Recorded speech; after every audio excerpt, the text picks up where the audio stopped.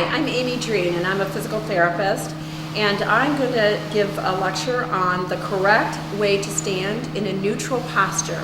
And the reason I want to tell you all about this is that as a physical therapist, I see many patients that come to me because of poor posture for many, many years lead to major injuries, back pain, upper back pain, neck pain. And so you can prevent this by being proactive and standing in a good neutral posture. So I'm going to have Brett here as my model. And what he's going to do is he's going to demonstrate the most common postural problem that I see as a physical therapist. And if you see, his pelvis is a little forward, his shoulder is a little back.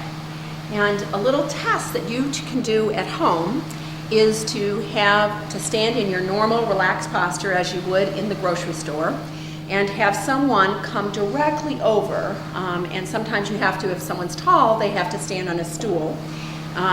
But with Brent, I can just press directly down, lightly down on his shoulders, and you will notice that his pelvis goes forward.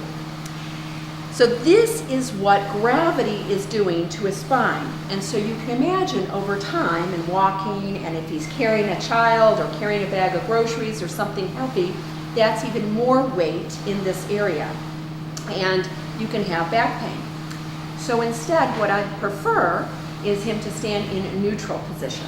And so the way you do that is there's a couple steps. The first step is you're going to shift your weight so it's evenly distributed between the balls of your feet and your heels. So it's right in the center of your foot. And you can see already Brent is much more upright. But if you notice, his shoulder, the axis of his shoulder joint is here, the axis of his hip joint is here. The hip is a little bit more forward than the shoulder. So what we want is we want the rib cage and the shoulder to be directly over the pelvis. It's kind of like stacking blocks, one on top of the other. And so what I'm going to do is I'm going to shift it like this, okay? And his weight should still be evenly distributed between the balls of his feet and his heels. Does that feel centered? Yep. Yeah. And now I'm going to do that axial loading test again.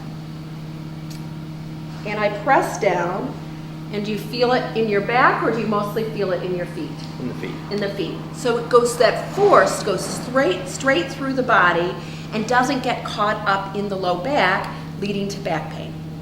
In addition, his upper back is much better alignment.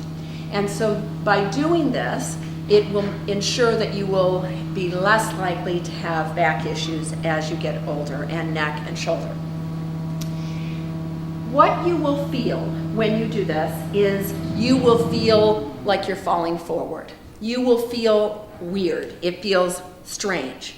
But that is because your whole life you've stood like this, and now we're telling the brain to stand in a different way, and it feels odd, okay?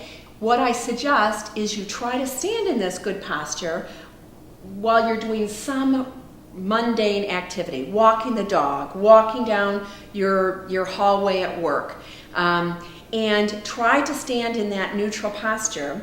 And at first you'll feel, oh, I'm exhausted, because those muscles are not strong in that alignment. And over time, it will become second nature, and you won't think about that. And so that's what I would really encourage everyone to do, and you will really reap the benefits as you grow older. Thank you.